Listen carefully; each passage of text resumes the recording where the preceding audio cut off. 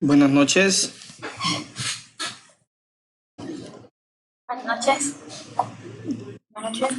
Espero que todos estén eh, descansados y listos para comenzar de nuevo las tareas rutinarias, ¿verdad? Este, esta semana todavía va a estar activo el foro para que ustedes puedan aportar a la discusión, ¿verdad? Es importante. Este día también les voy a dar la rúbrica para la segunda tarea que habíamos hablado al inicio.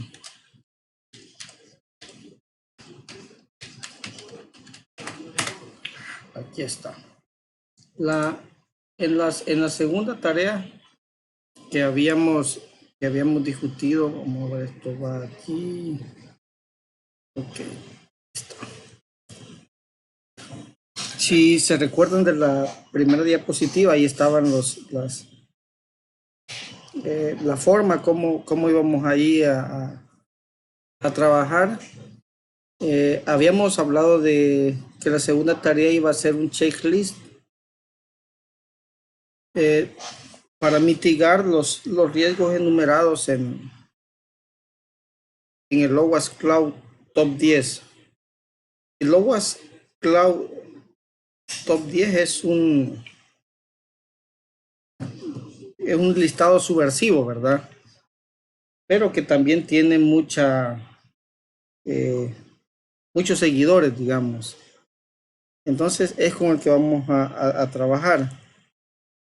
Yo no sé si en este momento me pareciera que sí, porque ya casi estamos todos conectados. Si hay integrantes de todos los grupos, yo creería que sí, ¿verdad? Quisiera de que eh, le demos una revisada a los elementos que vamos a considerar. Son bien simples de considerar, ¿verdad? Lo primero es que se consideren todos los ítems del OWASP Cloud.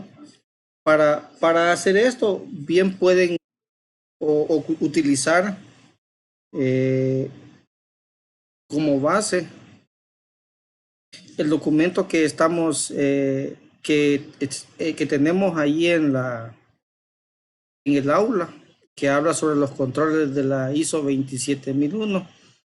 Le va a servir aquí.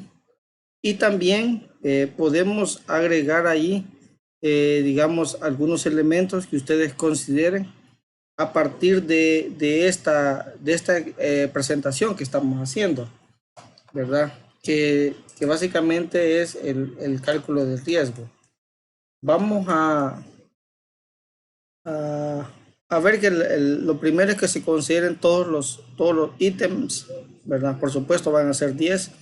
Y luego que se consideren algunos elementos de la gestión por parte del cliente, ¿verdad? Algunos de ellos ya hemos hablado. Entonces, la idea es de que eh, los controles en, digamos, por sí solos, ¿verdad? Como componentes tecnológicos en algunos casos pueden funcionar, pero hay algunos elementos de gestión de parte del dueño del proceso o de, del cliente de los servicios en la nube que van a ser necesarios que ellos lo consideren. Y hay otros elementos que son bien de gestión, ¿verdad? Por parte del proveedor que podemos, digamos, nosotros considerar. Entonces, esa va a ser la forma. Vamos a tener esta semana para trabajar en ello. Espero que para mañana, para las horas de la clase, ya tengamos las notas de la primera el primer documento que ustedes subieron. Todavía no he terminado de leerlos todos y espero subir las notas a todos al mismo tiempo, ¿verdad? Entonces, vamos espero que para mañana ya tengamos ahí las anotaciones, ¿verdad? Sobre eso. No sé si hay alguna duda por el momento sobre lo que hemos hablado sobre esta tarea. Van a disculpar que los reciba después de vacaciones con tarea, pero no hay mucho por donde. Tenemos que hacerlo, ¿verdad? No es la intención que sea mala noche, pero hay que comenzar con eso. No sé si hay alguna duda en relación a este tema que hemos tratado, que es sobre la rúbrica para la segunda tarea. El documentito, el OWASP Cloud Top 10, está subido en el aula, si ustedes desean consultarlo, ¿verdad? Ya está ahí. Y ese documento que contiene la rúbrica también lo vamos a subir ahí para que ustedes lo puedan revisar, ¿verdad? No sé si alguien tiene alguna duda sobre lo que hemos hablado.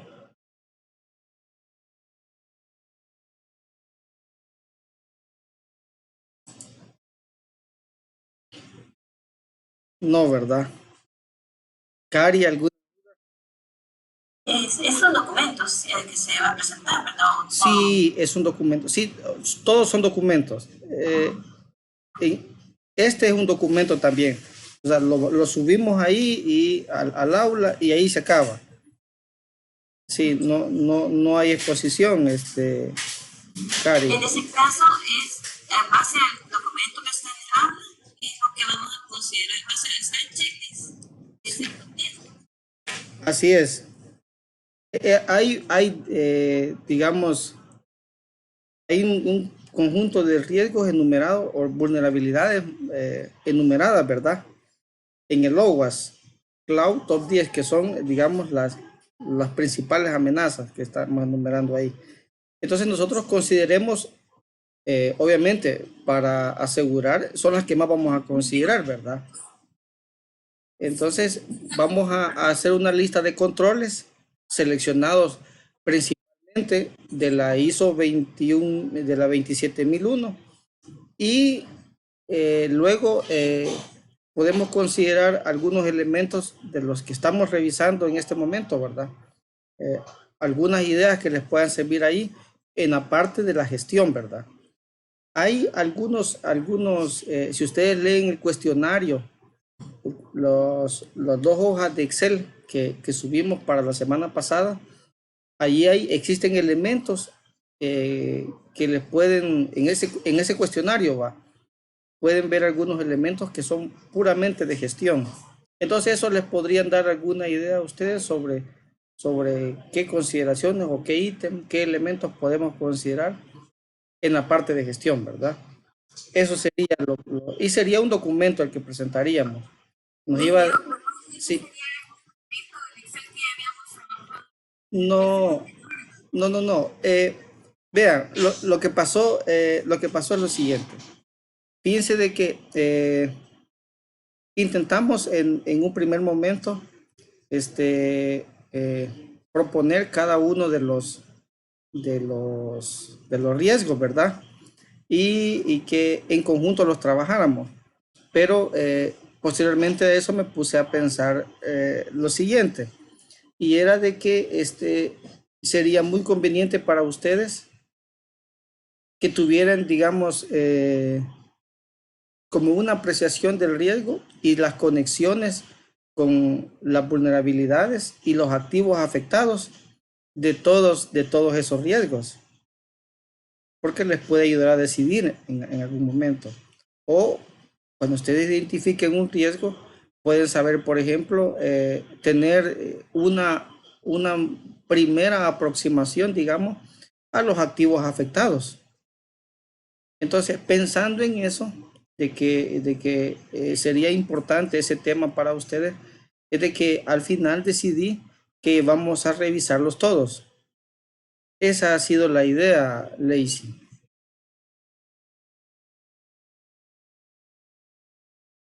Entonces, por eso es que comenzamos a revisarlo uno por uno, ¿verdad? Entiendo que ustedes comenzaron a trabajar la hojita de Excel. Después que terminemos esto, vamos a regresar con eso. Pero dos cosas entendí. Una es que entiendo que es importante conocer el riesgo, las vulnerabilidades y los activos afectados, ¿verdad? Y tener más o menos un balance general de en qué consiste cada uno de ellos. Eso es fundamental para lo que vamos a hacer, porque aquí hay valoraciones. Entonces esas valoraciones, por lo menos las valoraciones desde mi punto de vista, son las que yo quisiera darles para que les sirvan como una guía a ustedes en lo sucesivo. Por eso es que los vamos a considerar todos para tener una guía ahí de eso.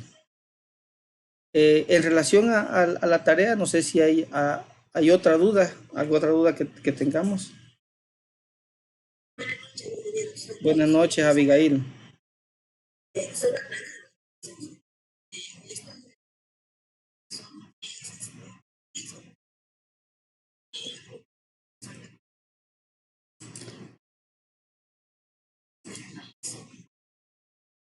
¿Sí?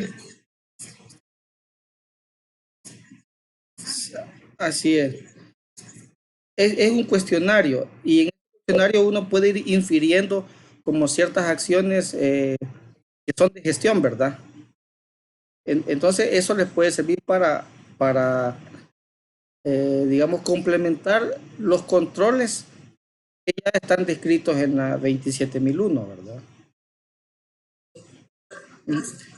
Y por eso es de que, digamos, los riesgos, los riesgos pueden ser, todos ellos pueden ser, la gran mayoría pueden ser mitigados con controles tecnológicos, con políticas, etcétera.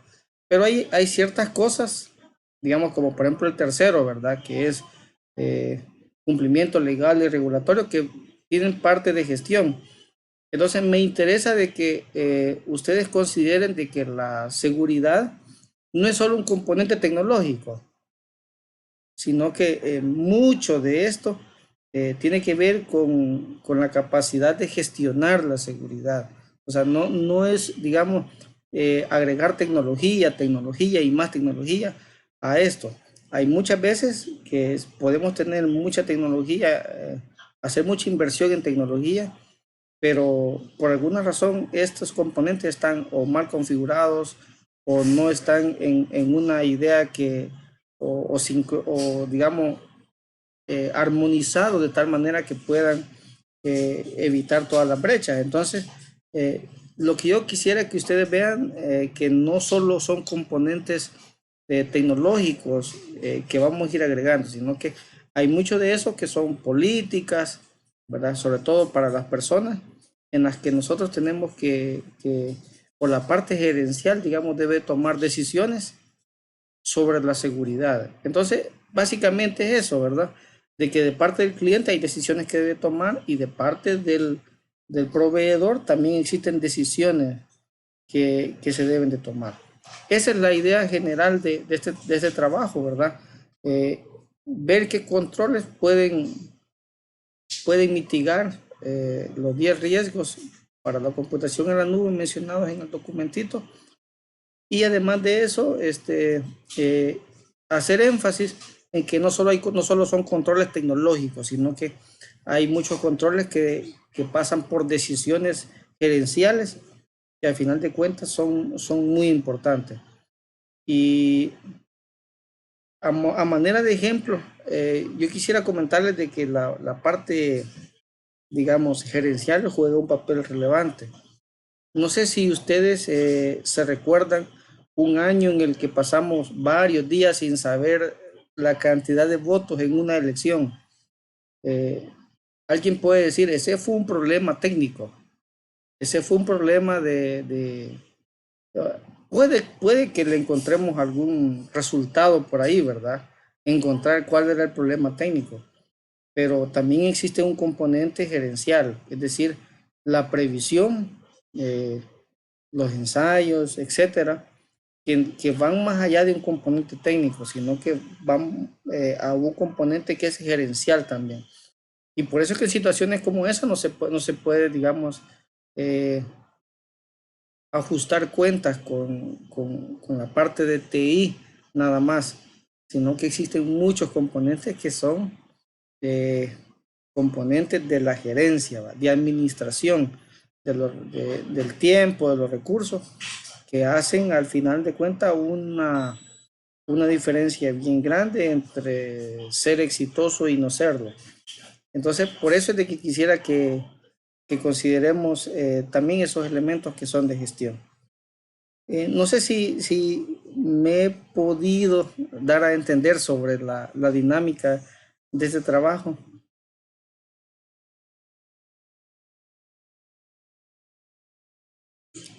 Vaya, vamos entonces a continuar. No sé si alguien se acuerda en qué número nos habíamos quedado. Me parece que era en el 15, pero no estoy seguro. Quiero ver. Fuga de datos durante la carga. No sé si alguien se recuerda en cuál nos habíamos quedado. Me parece que la número 14, que era supresión de datos insegura o ineficaz, ya ya la habíamos revisado. Vamos a ver, 14. Sí, este ya lo habíamos revisado. Denegación de servicios ya también lo habíamos revisado. Ok, vamos a ir con denegación económica de servicio. Denegación de servicio. Ok. En el número 16. Existen varios escenarios en los que los recursos del cliente en la nube pueden ser utilizados por terceros de forma maliciosa y que pueden tener algunas repercusiones económicas, ¿verdad? Uno de ellos es usurpando la identidad, donde un atacante puede utilizar la cuenta y los recursos del cliente para su propio beneficio o para perjudicar económicamente al cliente. No sé si ustedes leyeron una noticia hace un año, me parece, o año y medio, en la que en Rusia estaban juzgando a un científico que había utilizado el data center de un centro de investigación importante en Rusia para minar criptomonedas. Esa podría ser una forma de eso, ¿verdad? O que alguna persona ajena, después de haber tomado nota de las credenciales, use nuestros servidores para distribuir como almacenamiento, para distribuir contenido que no es el que nosotros queremos, ¿verdad? Podría ser. Si el cliente, otra forma sería si el cliente en la nube no ha, digamos, delimitado de forma correcta los recursos que debe de utilizar. Hay momentos en los que cuando no estamos bien seguros de los recursos que vamos a utilizar, podemos decirle al proveedor de servicios en la nube que a medida de que vaya aumentando, le ponemos cierto umbral y a medida de que vaya aumentando el poder de cómputo, la memoria utilizada o el disco necesario, se vaya agregando más recursos a los que estamos utilizando. Si tenemos esa política, podría ser que en algún momento, al tener digamos,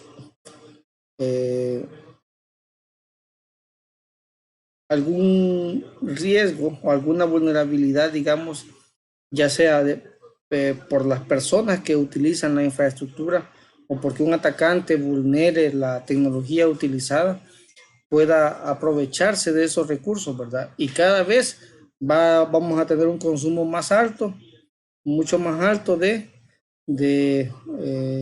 de esos recursos y eso va a repercutir en que vamos a tener que pagar más. Yo me imagino que esto es como si tuviésemos nosotros energía eléctrica en nuestra casa y nuestro vecino de vez en cuando conectara todo el suministro que él utiliza conectado a nuestra red eléctrica. Obviamente tendríamos momentos en los que pagaríamos el consumo nuestro y el consumo de él. Es lo que yo me podría imaginar. Y un atacante me fácilmente podría utilizar un canal público para acabarse los recursos del cliente. Hay ocasiones en las que uno lo que compra es cierta cantidad de procesamiento por tiempo. Si tuviésemos un ataque de negación de servicio, pero cuya intención no fuera paralizar nuestros servidores, sino que cuya intención fuera desgastarnos económicamente. Entonces podrían estar haciendo un ataque, digamos, a baja escala con la finalidad de que al propietario de este servidor, ¿verdad? Le salga una cuenta más onerosa de la que debe. Entonces usted podría decir, bueno, habíamos contratado tanto tiempo de servicio considerando nuestras estadísticas, pero de pronto se le duplica o triplica. Entonces eso podría ser, digamos, una forma en la que se puede considerar este ataque. Un ataque de negación económico, destruir los recursos económicos. Y poco a poco puede ir, digamos,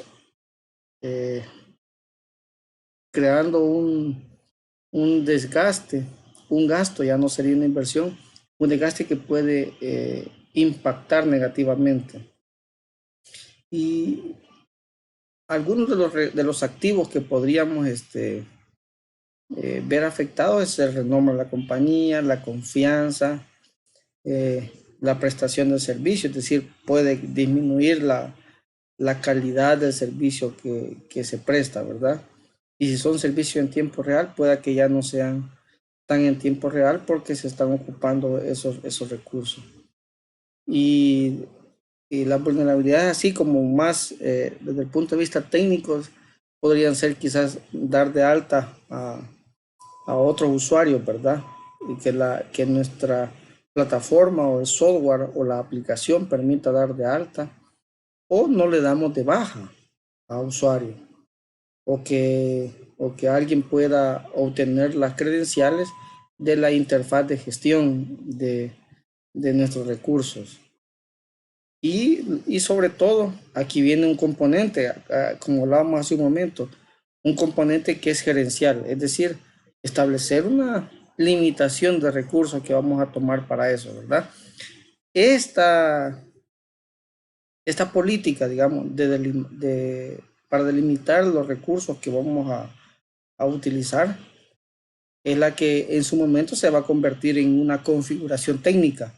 Pero básicamente, si ustedes se fijan, al poner límite a los recursos que vamos a utilizar o a invertir en nuestros servicios en la nube, es digamos, una decisión que puede ser, digamos, gerencial, ¿verdad? Y este riesgo lo hemos considerado como medio. Bueno, luego tenemos la pérdida de claves de codificación.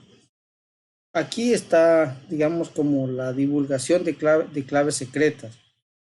Uno de los, quizás de los riesgos más graves que se pueden considerar en este apartado es, por ejemplo, que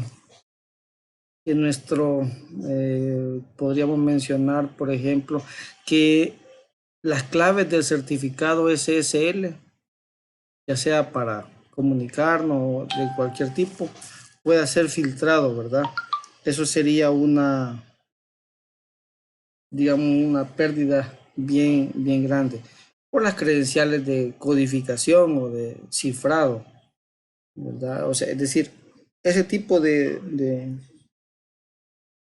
credenciales puedan filtrarse a, a actores maliciosos. Entonces la pérdida de eso puede ser. Pero no solo eso. Hay otros, digamos, otras cosas que pueden afectar. Y una de ellas es, y yo les podría decir de que hay muchas personas que han pasado por esto, es la pérdida o la corrupción de las claves. Es decir, hay personas que dicen, mire, es que ciframos nuestro backup y ahora no podemos descifrarlo. Entonces, ahí se están haciendo, se crean, ¿cómo le llamamos? Diccionario personalizado, ¿verdad? Y con todas las posibles palabras para encontrar cuál es la clave. Y no se gasta poco tiempo en eso. Realmente muchas veces hemos gastado considerable cantidad de tiempo intentando recuperar un documento que fue cifrado y del cual perdimos la clave por cualquier razón. Yo sé que ustedes quizás ya saben esto, pero la forma más, digamos, más fácil de crear credenciales seguras es usando 4 palabras aleatorias, ¿verdad? Me parece que la, la NIS ha creado por ahí una recomendación en la que dice que hay que utilizar, ellos consideran que con 4 palabras aleatorias, una clave es lo suficientemente fuerte como para resistir cualquier ataque de fuerza bruta. Y otro de los problemas, quizás el más grave de todo eso, es de que las llaves públicas y sobre todo las privadas de un mecanismo de firma electrónica puedan ser filtrados. ¿Por qué? Si nosotros perdemos esas credenciales, allí existe el no repudio y no vamos a poder decir que nosotros no fuimos, digamos, los que realizamos alguna acción. Cuando utilizamos este mecanismo y alguien utiliza nuestras credenciales, si esa acción fue hecha antes, antes de que se pudiera, digamos, colocar en la lista de, de firmas en desuso, vamos a tener grandes problemas. Entonces, los activos afectados son los datos que se cifran, ¿verdad? Básicamente van a ser los datos cifrados, van a ser obviamente los datos más sensibles, quizás datos personales, podrían ser también, ¿verdad? Y datos de recursos humanos. Y la otra cosa es que algunas veces ocupamos un mecanismo de cifrado para guardar otras credenciales. Entonces puede pasar también de que también perdamos credenciales. Y aquí lo que se tiene que tener básicamente es procedimientos, digamos, a prueba de fallo para la gestión de las claves. En algunos lugares digamos, crean credenciales en las que los gerentes de la más alta, digamos, jerarquía han escrito parte de la clave. Esto puede suceder, por ejemplo,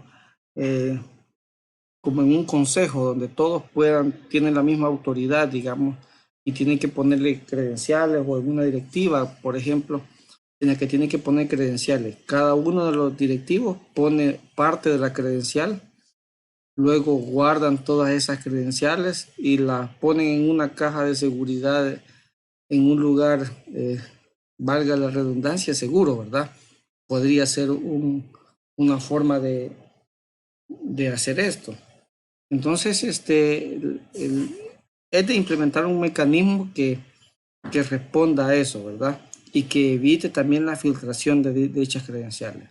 Es increíble, pero algunas veces cuando se instalan, por ejemplo, certificados SSL, el que los está instalando, quizás por la rapidez con la que tienen que hacer la información, puede crear, digamos, servidores de prueba. Por ejemplo, donde se generan la solicitud de certificados SSL. En la solicitud básicamente van las credenciales, ¿verdad? Van las claves, las llaves públicas y privadas, perdón, las llaves públicas y con y datos, y ahí hay datos también que pueden eh, facilitar el cálculo de las llaves privadas, en este caso de los certificados SSL, y y esa información va quedando en servidores que utilizamos como servidores de prueba. Entonces, buena parte de esto es hacer una buena gestión y tener, se le llama higiene digital, ¿verdad? Es decir, en cuanto ya no nos sirve algo, hay que hacer un eliminado seguro, así como veíamos en el riesgo, me parece que era el 14 o el 13, ¿verdad? El 14 era, a donde hablábamos de la eliminación segura de estos recursos que pueden tener información muy importante. Entonces, las vulnerabilidades pueden ser procedimientos insuficientes de gestión de clave y generación de clave, baja entropía, es decir, eh, muy fáciles de, de atacar a través de un método de fuerza bruta. Luego tenemos el número 18.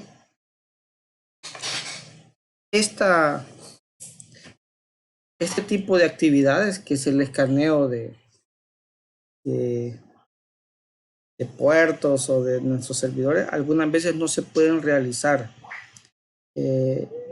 No se pueden realizar en la infraestructura cuando son servicios que nos prestan, porque pueden degradar la calidad de servicio hacia otros usuarios, ¿verdad? Pero en muchas ocasiones para nosotros es importante que ya sea nosotros o de forma tercerizada se realicen escaneo a estos equipos. Entonces, el escaneado o la detección maliciosa, la vamos a llamar así, y también el mapeo de redes, son amenazas indirectas porque exponen la cantidad de recursos que tenemos y pueden utilizarse para ir recabando información.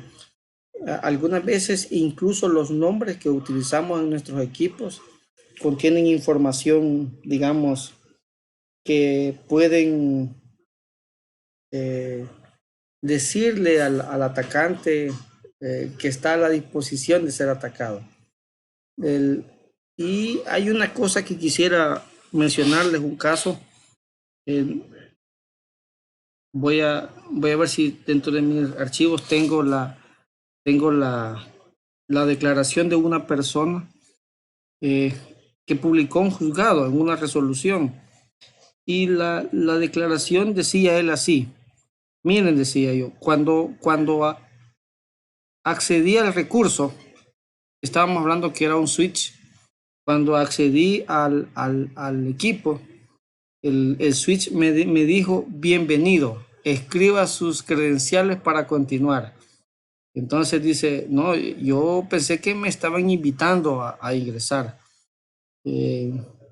Algunas veces incluso los banners que ponemos en los equipos, ¿verdad?, pueden dar información sobre los equipos, sobre qué información tienen. Normalmente en los data centers quizás más estructurados, ustedes sabrán de que nos gusta las series de nombres. Por ejemplo, tenemos, quiero ver, para los almacenamientos, le hemos puesto desiertos, por ejemplo, nombres de desierto. Para los servidores web le hemos puesto quizás constelaciones, etcétera, ¿verdad?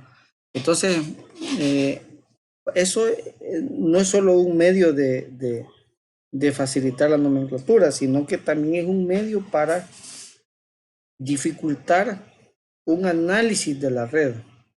Entonces, si en nuestra red tenemos un equipo que se llame firewall interno, otro equipo que se llame firewall externo, otro que se llama servidor sitio web 1 y el otro se llama correo, no sé qué, va a ser muy fácil averiguar qué sistemas operativos tiene, qué aplicaciones están corriendo en él, qué servicios pueden estar activos en cada uno de ellos de acuerdo a las aplicaciones que estén corriendo. Entonces, buena parte de eso es, digamos, dificultar un poco al momento de que se realicen escaneados. Y cuando se detectan equipos así, lo que podría pasar es, si no pueden acceder a él, por lo menos van a intentar, si fuera de gran valor, realizar un ataque de denegación de servicio. Entonces, podríamos decir de que facilitar un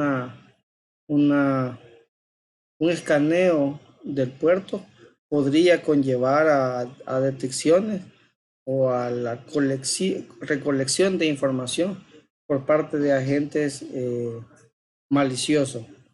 Y pueden recabar información y lo que podemos perder es confidencialidad, integridad y tal vez disponibilidad de algunos servicios.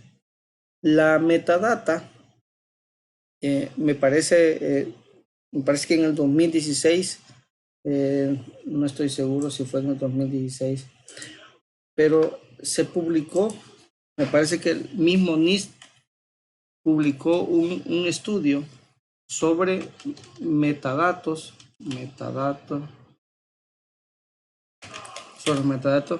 en el que hablaba de que buena parte de la información que nosotros podríamos exponer sobre nuestra red, sobre nuestros equipos y que pueden ser utilizados para realizar ataques de phishing es a través de los datos o de la metadata que nosotros estamos publicando básicamente en nuestros documentos.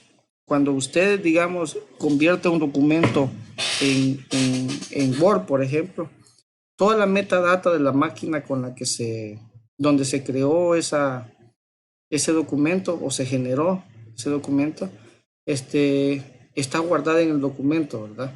Es muy buena recomendación, digamos, saber de que hay algún tipo de información ahí que puede ser, digamos, riesgoso que la conozcan terceros.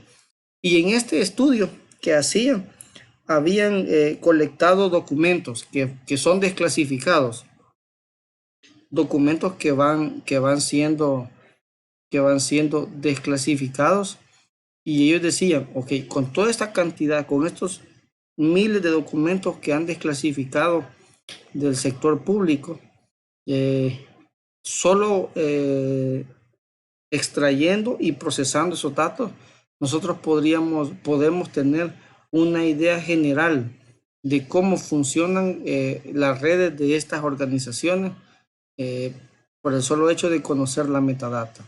Entonces, esos datos pueden ser importantes guardarlos, ¿verdad? O anonimizarlos en caso sea necesario. Entonces, los activos afectados, nosotros le hemos puesto aquí que es, hay un error ahí, es A1, no es A10, es el renombre de la compañía, la confianza del cliente, por supuesto, el tiempo puede ser afectado, los servicios pueden ser afectados, y la vulnerabilidad es que se puedan realizar análisis más detallados cuando ya se tienen, digamos, datos preliminares. En el número 19 tenemos, le hemos puesto el motor de servicio de compromiso, y digamos, cada infraestructura en la nube tiene, digamos, tecnologías que es especializada, digamos, por ejemplo, un virtualizador que puede gestionar aquellos recursos, los recursos físicos que que tienen los equipos, ¿verdad? Y son los que le dan algún nivel de abstracción a los equipos que nosotros utilizamos, ejecutamos, o sobre las plataformas en las que trabajamos. Entonces son los que gestionan, y eso nos da cierta abstracción. Por ejemplo, si fuera infraestructura como servicio, el hipervisor sería este componente, ¿verdad? Y estará desarrollado para repartir, digamos, los recursos. Entonces, lo que puede suceder aquí es de que si se utilizan, digamos, algunos componentes que puedan ser, digamos, de código abierto, como sucede con las compañías que utilizan, por ejemplo, Ubuntu Cloud para virtualizar, estas empresas podrían, digamos, no tener las mismas vulnerabilidades que el hipervisor que está dado por, digamos, en este caso, por Ubuntu, por ejemplo, porque ellos le pueden hacer algunas modificaciones. Entonces pueden hacer modificaciones para adaptarlos a sus necesidades, pero posiblemente de forma inherente a estos cambios podrían agregar algunos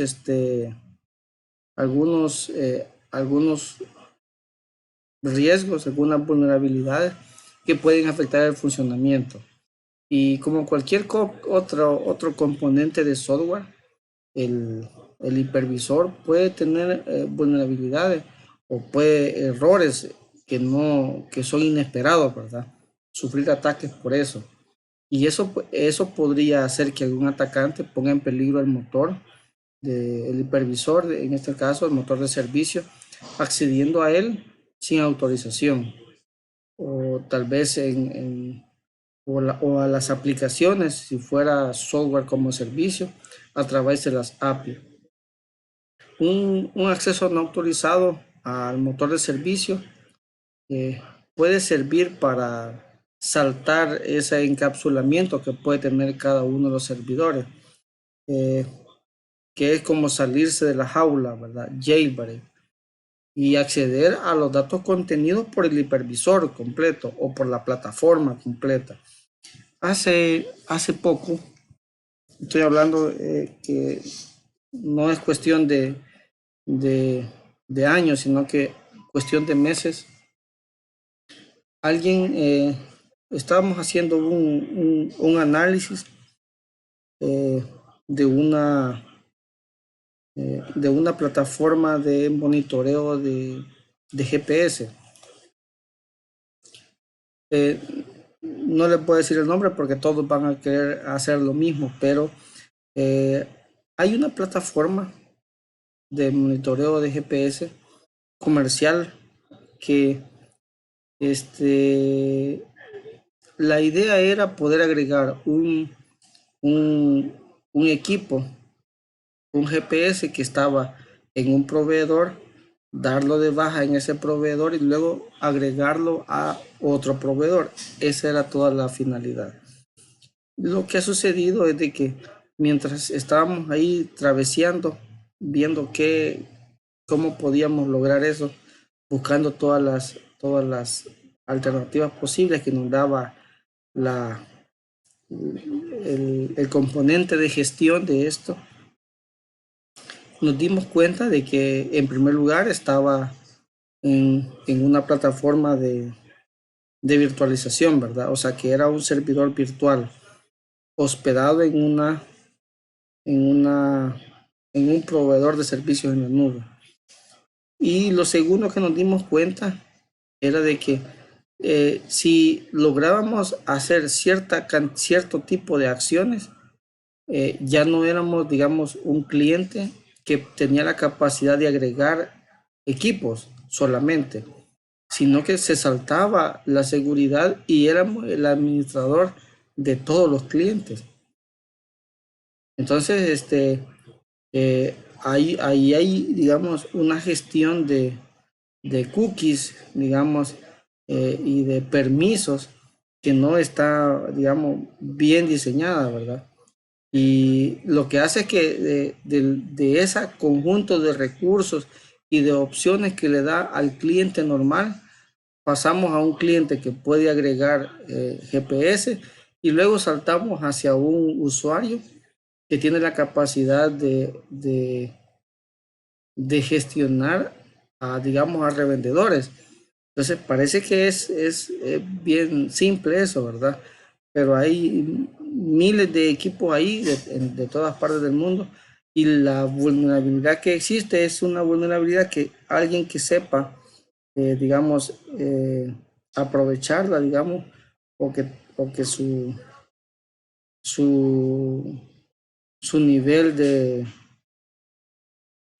eh, de honorabilidad no sea el adecuado, podría utilizar eh, este método para acceder a información de otras personas, ¿verdad? Entonces, y utilizarla con fines, digamos, maliciosos. Es la ubicación de los vehículos al fin de cuentas, ¿verdad? Entonces, la idea aquí es de que escapar del conjunto de recursos al que le han dado permiso es crítico, ¿verdad? Y a eso es a lo que se le puede llamar un jailbreak o salirse de la jaula. Entonces va a poder a acceder a información que está contenida en otros, que está almacenada en otros contenedores, como que si fuera la de él. Entonces puede, puede causar varios problemas, desde abusar del acceso a la información o si hace acciones que pueden, digamos, puede realizar acciones que pueden afectar el normal funcionamiento de estas plataformas. Y digamos, parte de los recursos afectados serían datos personales sensibles, ¿verdad? El, el, el nivel, la calidad de servicio pueda que disminuya, ¿verdad? En algún momento. Y las vulnerabilidades podrían ser eh, estábamos hablando por parte del hipervisor y también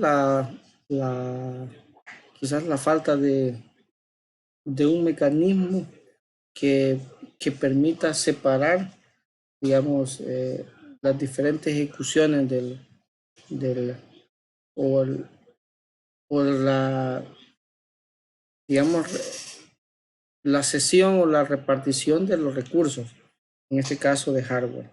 Entonces nosotros le hemos puesto aquí que es un riesgo medio, ¿verdad?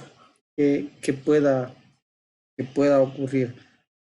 Si ocurre, el impacto sería exageradamente alto, ¿verdad? Porque tendría bajo su posibilidad todos los recursos.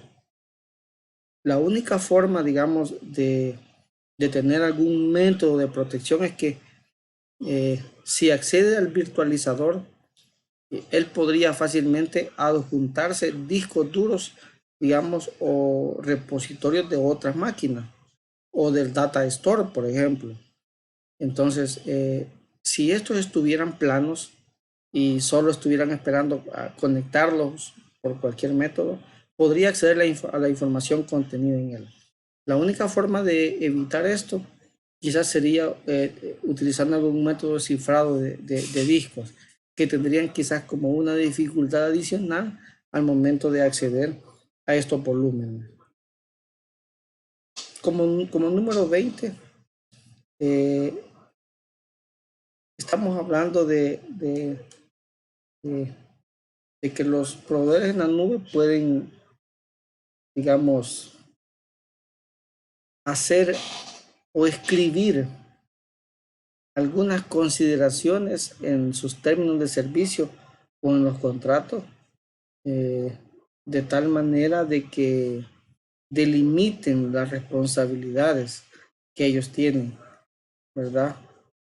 O, o limitan las responsabilidades que ellos tienen, o bien le minimizan la cantidad de acciones que el cliente puede hacer, ¿verdad? Por ejemplo, la del escaneo, ¿va? Dice, alguien puede tener un servidor y decir, bueno, necesitamos tener o realizar un análisis de penetración en nuestros servidores, pero las políticas del proveedor no lo permiten.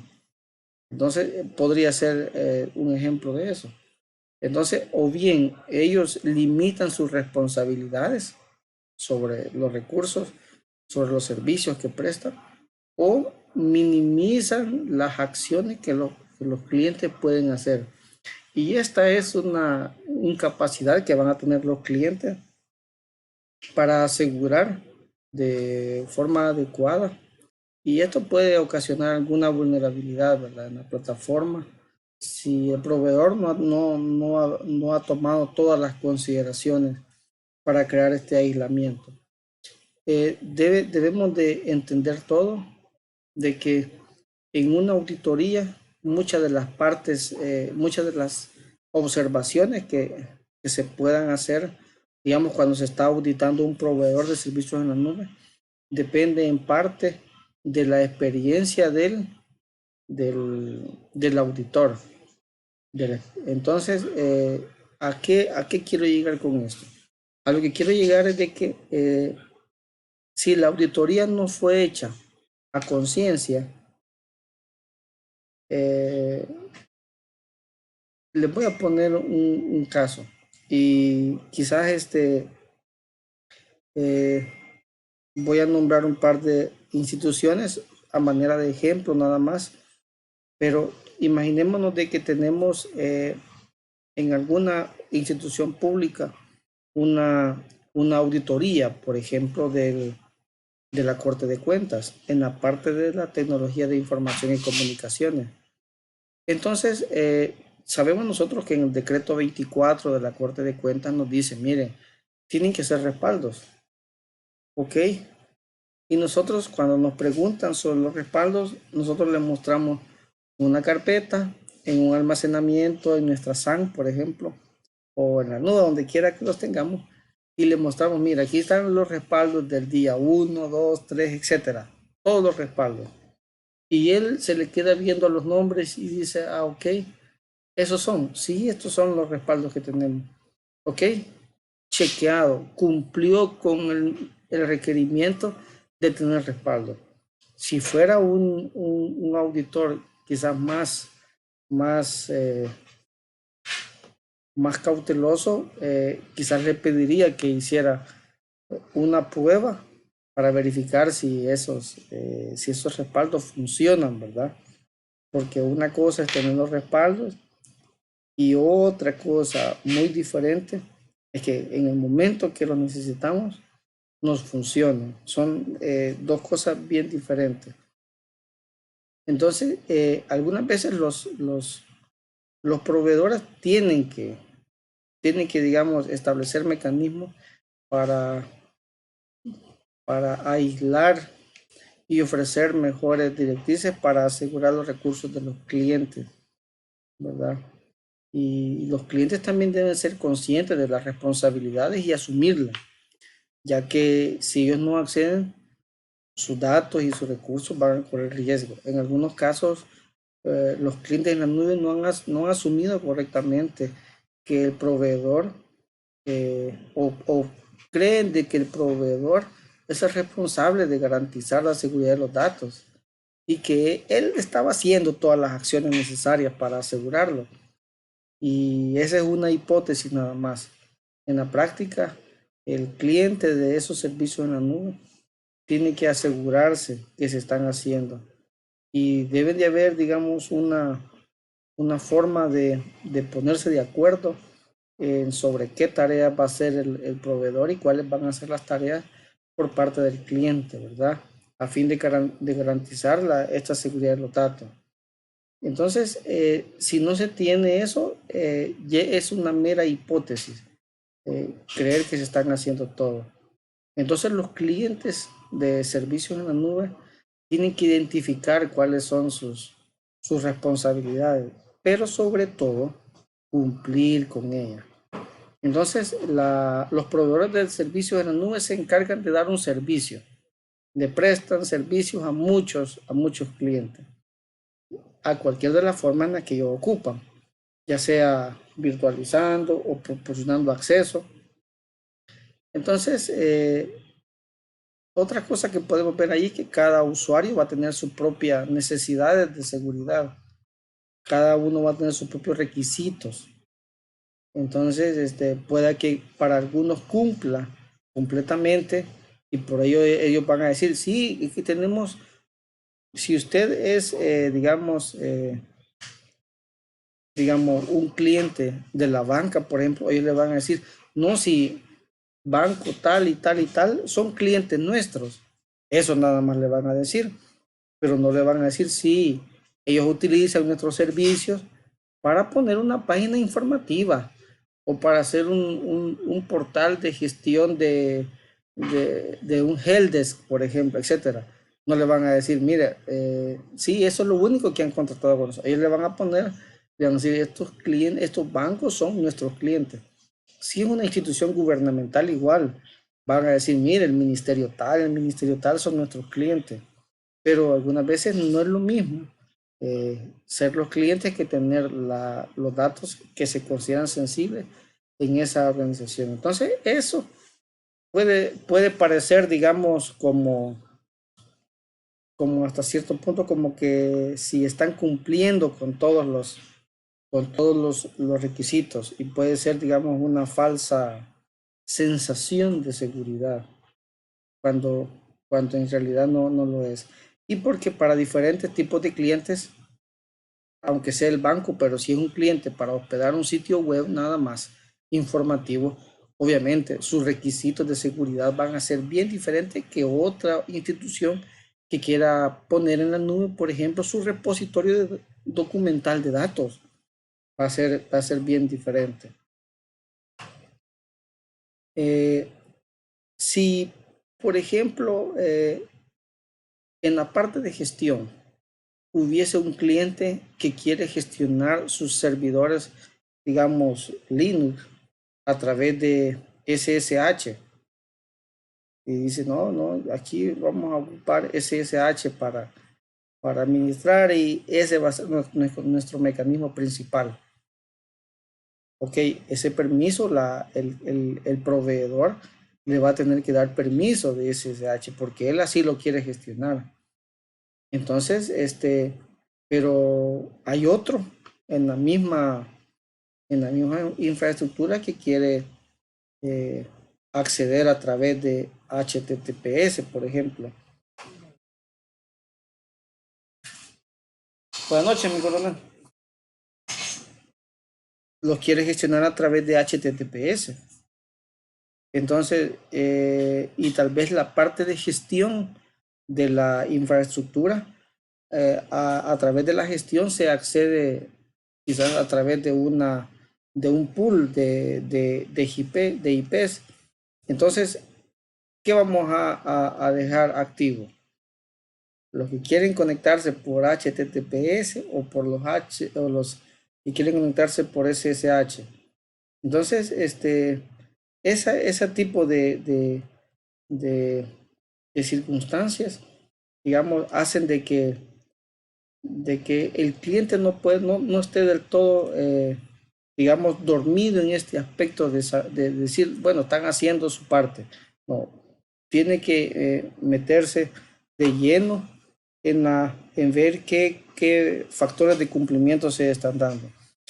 Y los activos afectados, básicamente datos personales, y las vulnerabilidades es quizás falta de los que yo hemos puesto ahí, falta de integridad y transparencia en los términos de uso, y las funciones y las responsabilidades que puede ser un poco confusa entre si le tocan al proveedor o le tocan al cliente de esos servicios en la nube. Entonces, es de tener, digamos, claro esos datos. Esta es, digamos, un aspecto relevante, sobre todo, muy relevante. Yo no sé si les comenté en un momento anterior que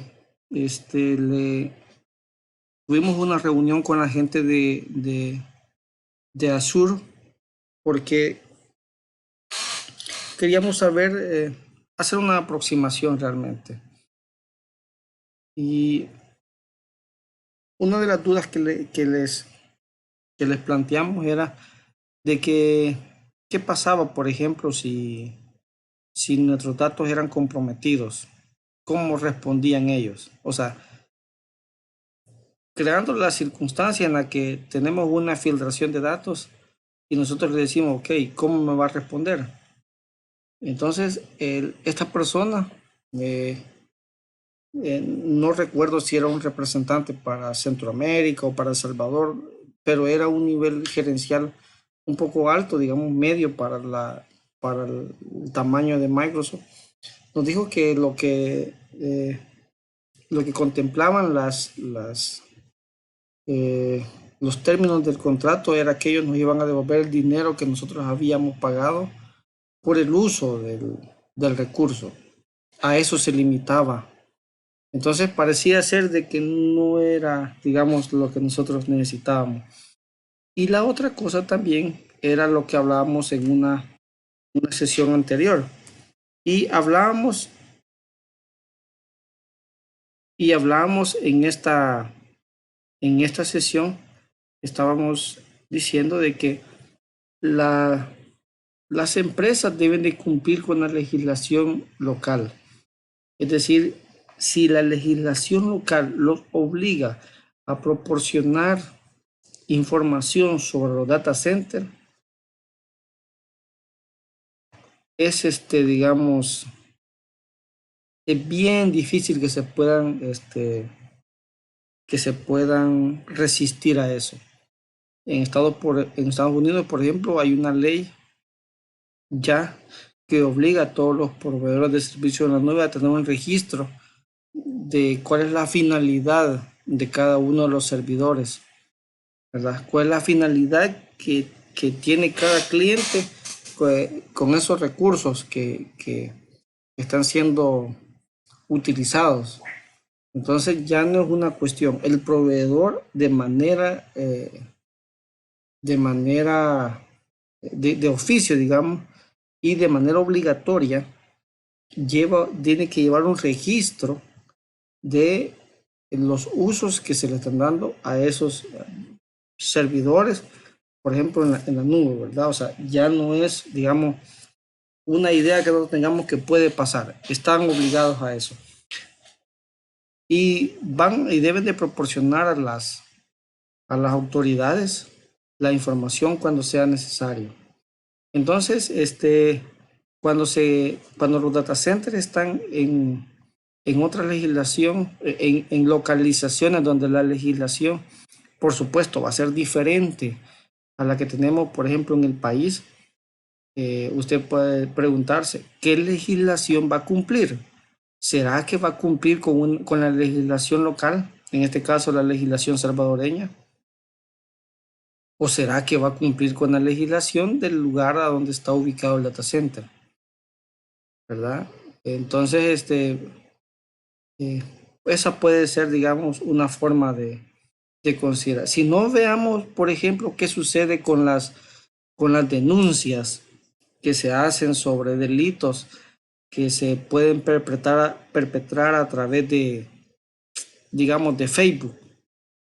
El juez aquí o la persona va a la fiscalía o a la policía, pone una demanda, luego la fiscalía investiga, va donde el juez autoriza, el juez le pide a la Corte Suprema de Justicia para que le den esa información, la Corte Suprema de Justicia lo manda a Cancillería Cancillería, la embajada del otro país, ese país lo manda a la Corte Suprema de ese país lo manda, si fuera un país como Estados Unidos, lo manda a la Corte Estatal, porque puede que en un estado sea delito y en otro estado no.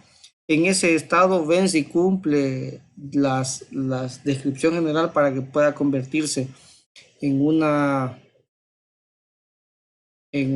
conducta delictiva, y si es así, se lo envían en este caso a la empresa, que estamos hablando de Facebook, y si Facebook, dentro de sus términos y condiciones, considera que también viola los términos de uso, entonces regresa esa información.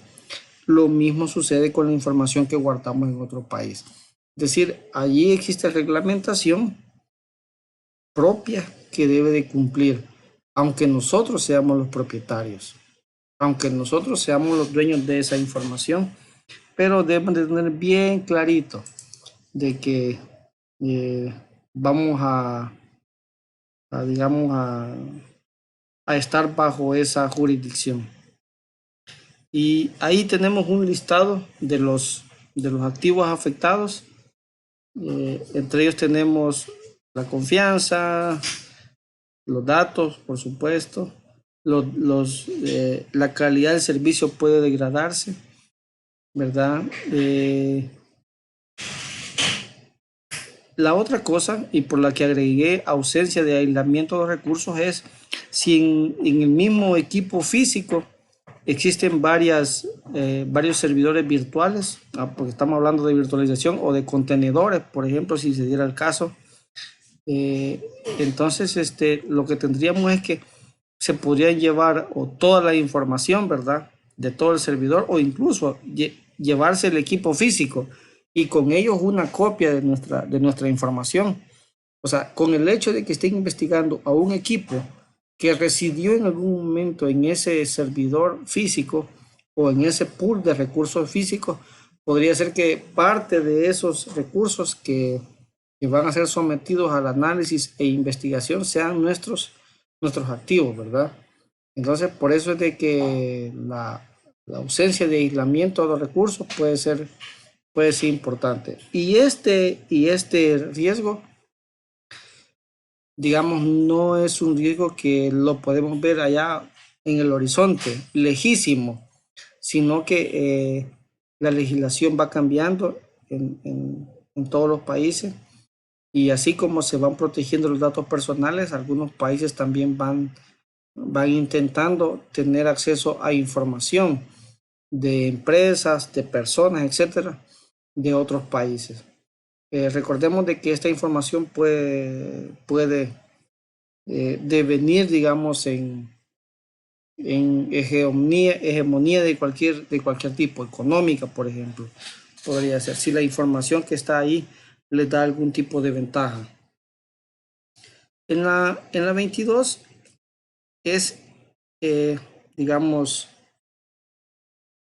derivado de la anterior, y lo que sucede con esto es de que en algunas ocasiones los clientes pueden guardar su información en múltiples jurisdicciones, y algunas de ellas pueden ser pueden tener más o menor riesgo que otras, ¿verdad? Si los centros de datos, los data centers, están ubicados en países de alto riesgo, aquellos en los que la legislación se cambia tan fácilmente como llega. Estamos hablando de los estados donde el marco jurídico y la ejecución de las leyes son impredecibles, ¿verdad? Como pueden ser los estados así como autocráticos, digamos. Fácilmente puede de un día para otro haber otra legislación bien diferente y que ya permita acceder a los datos que tenemos ahí. Entonces, esa es otra consideración que puede existir, ¿verdad? Que nuestros datos casi por la fuerza puedan ser confiscados o divulgados, ¿verdad? Esto no quiere decir que las órdenes judiciales no vayan a cumplirse, ¿va? Tienen que cumplirse, pero que tienen que ser legítimas, Y además de eso, el proveedor de servicios debe de tener algún mecanismo que pueda, digamos, separar, eh, separar los datos para que en caso de una investigación puedan granularizarse qué datos son los que se les puede dar digamos, a la policía o a la fiscalía, etcétera, ¿verdad? Entonces, que no sean masivos los datos, sino que exista algún mecanismo que pueda separar los datos de tal manera que no represente el mismo nivel de riesgo para todos los clientes de ese servicio en la nube. Y esta, igual que la anterior, digamos, estamos muy expuestos a esos cambios de legislación y existe una tendencia. La tendencia que existe, digamos, es de que algunos estados están considerando incluso los mecanismos de cifrado fuerte como como un atentado a la seguridad nacional, porque los particulares pueden guardar información que está fuera del alcance de los estados de ejercer algún tipo de acción investigativa sobre estos datos. Entonces existen países como por ejemplo el Reino Unido que considera que los mecanismos de cifrado muy fuertes atentan contra el efectivo cumplimiento de la legislación. Entonces hemos puesto aquí que de las vulnerabilidades son la falta de información sobre estas jurisdicciones y el almacenamiento de datos en muchos lugares, ¿verdad? Y que en algún momento no estén bien claros sobre este asunto. El número 23 es riesgo en la protección de datos. La computación en la nube plantea varios riesgos en relación a la protección de datos para el cliente como para el proveedor.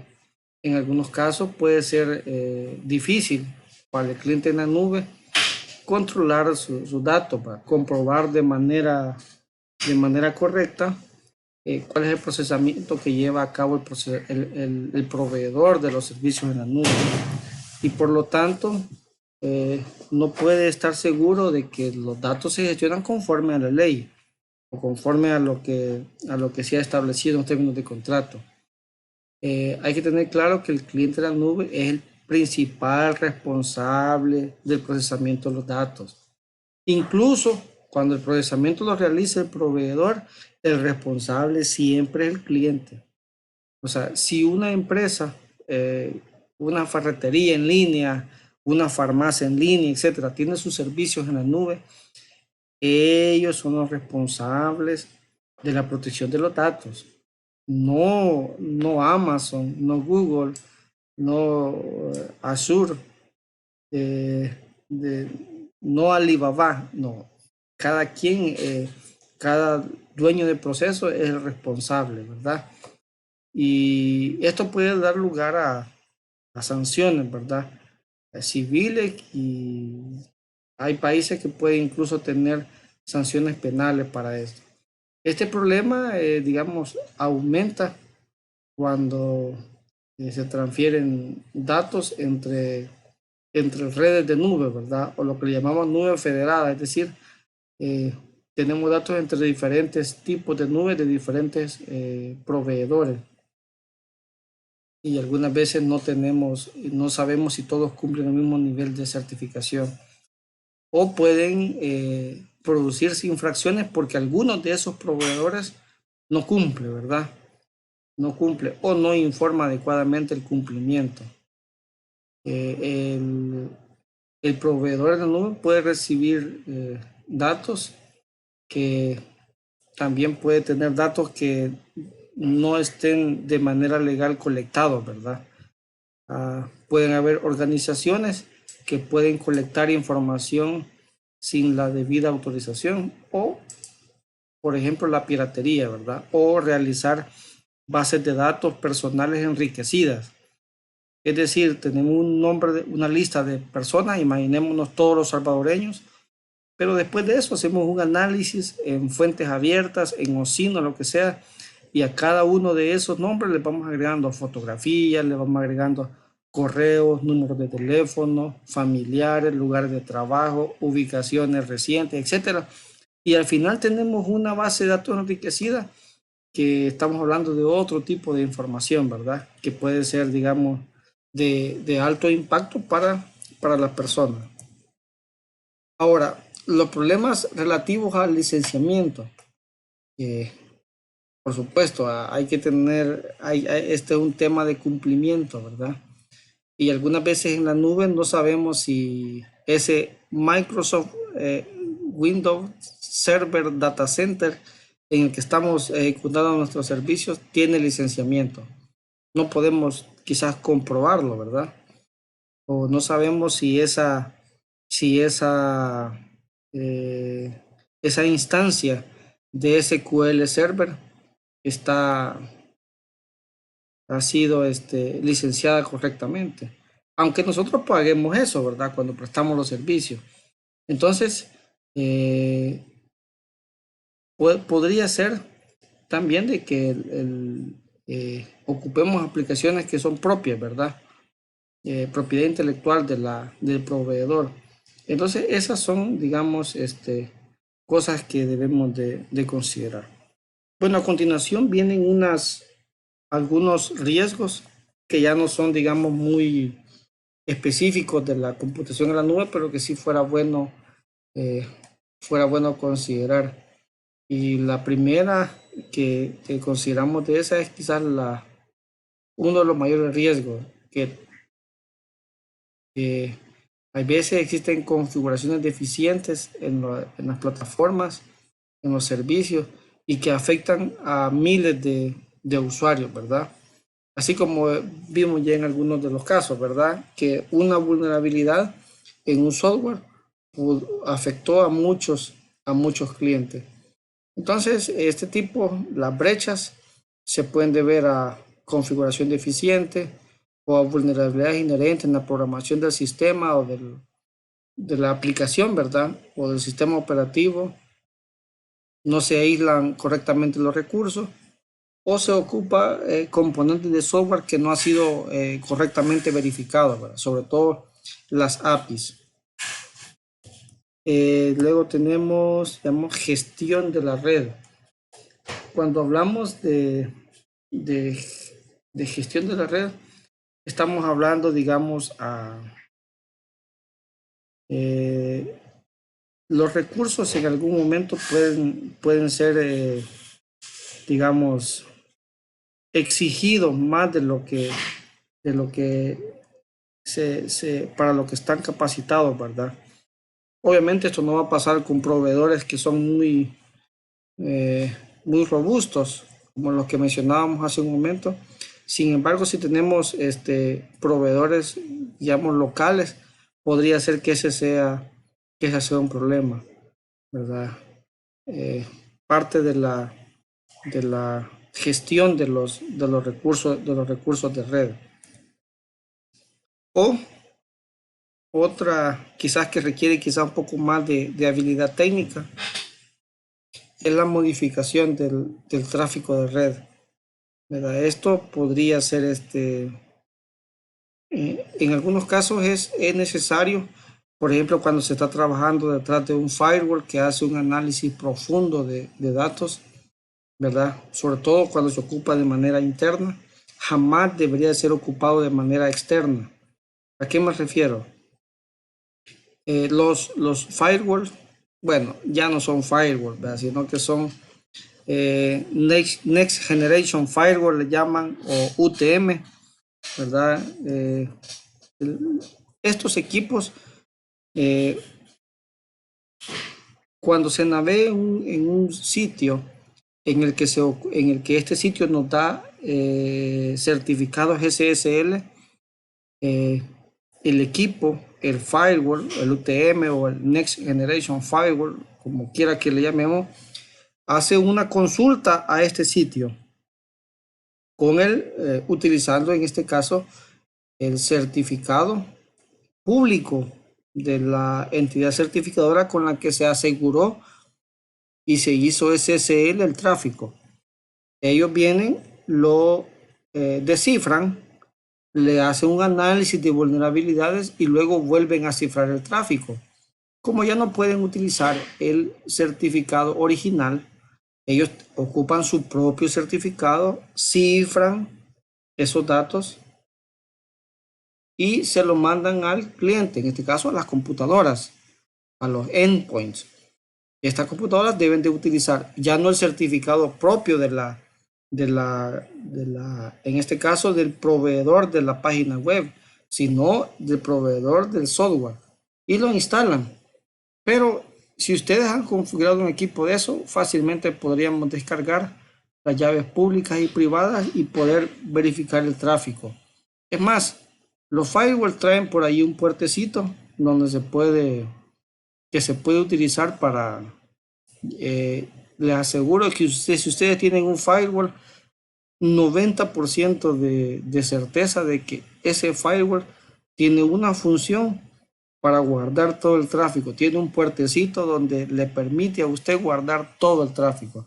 Entonces, este tipo de permisos no debemos de utilizar, o sea, no vamos a permitirlo cuando nosotros somos clientes de proveedores de servicios en la nube. Lo vamos a ocupar únicamente cuando son dentro de nuestra compañía, cuando nosotros somos los administradores. Sería la única forma de poder utilizar esto con fines de seguridad, ¿verdad? Como ya sabemos que debe de hacerse. Y la escalación de privilegios, que ya sabemos que básicamente es obtener el usuario administrador o el root, dependiendo cuál sea nuestro sistema operativo, ¿verdad? Y aquí debemos de tener, digamos, mucho cuidado sobre aquellos servicios que no se utilizan, ¿verdad? Todos aquellos servicios que no se utilizan de manera general son, digamos, son caminos a través de los cuales se pueden hacer una escalada de privilegios. Y quiero ver cuál otro es. Ataque de ingeniería social, las personas, ¿verdad? Por supuesto, ataque a las personas. Este riesgo ha funcionado muchas veces en empresas muy prestigiosas, ha funcionado. Realmente es muy utilizado, requiere mucho conocimiento de la empresa realmente, de los mecanismos que se utilizan, pero ha funcionado muchas veces, ¿verdad? Para obtener datos personales. Y la ingeniería social, les quisiera comentar el último caso al que tuve la posibilidad de hacer un análisis. Me parece que fue el día viernes de la semana pasada, de estas vacaciones. Mientras ustedes estaban en vacaciones, había una persona que me decía, mire, yo no sé, pero tenía 6,000 millas y ahora no tengo ninguna. Me decía por teléfono y yo le decía, mire, lo primero que tiene que hacer usted es llamar al banco y decir que no es usted. Entonces, pudieron revertir a tiempo ese cambio, el canje de las millas, ¿verdad? 6,000 millas, imagínense qué podrían haber hecho. O sea, ya es algo que se puede utilizar para otra cosa. Entonces, esta persona me decía, pero es que yo no he instalado nada en mi teléfono ni en mi computadora, no he hecho nada. Entonces, la pregunta que yo le decía era, bueno, ¿le parece a usted si revisamos su correo? Va de acuerdo, revisémoslo. Y comenzamos a revisar. Esta persona había hecho un trámite en Fudem para comprar sus lentes. Le llegó un correo de una empresa, entre comillas, empresa costarricense, que le ofrecía lentes también. Entonces ella dijo en su mente, bueno, quizás están relacionadas esta oferta que me están haciendo con el trámite que yo estoy haciendo en Fudem. Entonces estaba el correo ahí y al final le decía, mire, queremos tener una plática con usted, una conversación con usted. Entonces había un enlace de Microsoft Teams y estaba por encima, se ve normal. ¿Qué es lo que sucedía con este enlace? Este enlace iba a un sitio web donde tomaba las credenciales del correo de outlook.com, tomaba las credenciales y luego las redireccionaba a Microsoft Teams. ¿Pueden creer ustedes de que se hizo la videollamada? Le hablaron sobre los tal dichosos lentes, pero minutos después que ella terminó de hacer eso, entraron al correo de ella, de ella, cambiaron las credenciales del sitio de donde hacía la gestión de sus millas e hicieron el cambio de millas. Esta persona se dio cuenta solo porque le llegó un mensaje y lo vio en el momento. En el momento vio el mensaje que decía que han cambiado sus millas y ella se quedó pensando en eso. Y ahí fue lo que motivó la alerta. Y los correos que esta empresa había mandado, es decir, los habían eliminado. Solo que en el correo existe un lugar donde dice eliminados. Es decir, usted lo borra, pero no está borrado como pensamos, sino que está en la papelera de reciclaje, ¿verdad? Entonces de ahí pudimos recuperarlos y ver qué decían y ver los enlaces que tenían. Luego pusimos esta URL en Virus Total y después la pusimos en Hybrid Analysis o análisis híbrido y comprobado. O sea, son sitios maliciosos de ingeniería social. Ya reportamos a Microsoft, ahí hay un espacio donde dice reportar, ¿verdad? Y ahí se reporta como phishing, pero los ataques de ingeniería son, digamos, pueden ser muy efectivos si no estamos listos, ¿verdad? La forma en la que hacemos las cosas, digamos, generan datos y esos datos pueden, digamos, ocasionar de que en algunas ocasiones las actividades que hace uno de los usuarios que tenemos, digamos, se puedan seguir permitiendo, aunque el usuario, aunque la persona ya no esté. Es decir, el usuario como credencial tiene poderes y que algunas veces la persona física ya no existe, o se fue, o cambió de lugar, etcétera. Entonces hay, digamos, hay un riesgo ahí de permitirle que otras personas o que estas personas todavía puedan seguir haciendo actividades. Por eso en algunas empresas, el día que van a cambiar o que van a cesar a alguien, le dicen en la mañanita, ¿verdad? Que llega y ya lo están esperando afuera de la puerta para que no pueda acceder a sus recursos tecnológicos, para que no pueda, digamos, o eliminar documentos o modificarlos o tomarse una copia de estos para evitar este tipo de datos. Y la otra cosa es cuando se tienen, digamos, o se pierden los registros o alguien más los tiene, que puede saber, digamos, cuáles son las actividades que se han hecho. O se llevan las copias de seguridad. Nada más eso, ¿verdad? Porque están en un solo lugar y no están protegidos. Y la otra cosa, hablando de acceso no autorizado, hace un año, 2 años, 2 años y medio, una empresa muy reconocida aquí en el país estaba certificándose y contrató un pentesting, un análisis de seguridad. Tenían tan bien puesta la seguridad que no tenía mucho por dónde escanearle puertos, etcétera. No había ahí por dónde, ¿verdad? Se encontró una forma al final.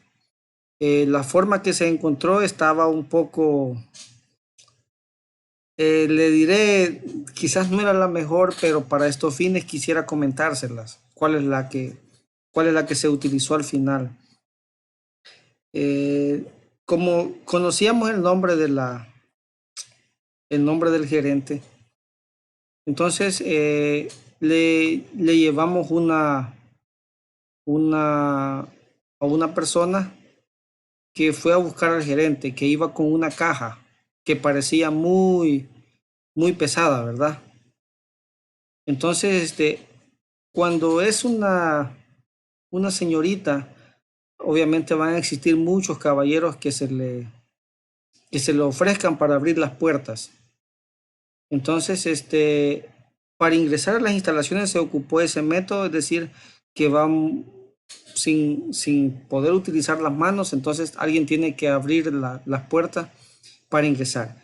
Y para ingresar al data center se ocupó una técnica que se llama el tail gathering, es decir, cuando alguien sale corriendo, pero la puerta va cerrándose paulatinamente y alguien pone la mano y evita que la puerta se cierre por completo y entra. Es bien simple cómo se llegó, o sea, pareciera que es broma esto, pero eh, el acceso no autorizado se puede dar de varias maneras. Y, y la otra técnica que se estudió, que no se puso en práctica porque no hubo necesidad de hacerlo, pero era el siguiente paso. Bueno, digamos, es otro de los que se pueden utilizar, es que llega alguien a la oficina de donde sea y le dice, buenas tardes, sí, mire, fíjate, tengo una reunión con su jefe. Ah, una reunión, pero él no programaba ninguna reunión. Ah, no es aquí y da algún nombre de alguna oficina. Entonces, no, aquí está la oficina. ¡Y qué barbaridad! Y vengo tarde y no sé qué. Y mire, tenía que imprimir una página. Y usted no me puede hacer el favor de imprimir una página. Y la gente difícilmente quiere decir no. Le gusta que la alaben, que le digan que sí, gracias, no sé qué hubiera hecho con usted, etcétera. Entonces sí, le imprimimos, pero aquí lo traigo en esta memoria y da una memoria y hemos fracasado. Es decir, existen muchas formas de materializarse el acceso no autorizado a los equipos, pues, porque poner una USB en un equipo es tener, en esta época, casi es tener un acceso no autorizado, si el que lo está haciendo es malicioso. Y por supuesto, ¿verdad? En este que estaba mencionando, el hurto de equipo, ¿verdad? Que puede darse también. Aquí ya son protocolos más que todo de seguridad física. Y obviamente lo que se va a perder es toda la información que está, que está, que está guardada ahí. Y como último, las catástrofes naturales, ¿verdad? Obviamente, eh, les mencioné, no sé si les mencioné, un data center que estaba en el sótano y en una inundación estaba lleno de agua también. Pasa, ¿verdad? Pasa. Bueno, hasta aquí me parece que este es el último. Hemos hablado sobre los riesgos y en cada uno de ellos le hemos ido colocando los activos afectados y las vulnerabilidades que están asociadas a cada uno de esos riesgos. No sé si hay alguna pregunta. Yo creo que comencé a hablar y, y se me olvidó verificar la hora, fíjense. Eh, Se me olvidó verificar la hora, pero ya vi que nos pasamos ahí unos minutos. Van a disculpar. Eh, y comencé a hablar y no me fijé del tiempo que llevábamos. No sé si hay alguna duda sobre lo que hemos tratado esta noche.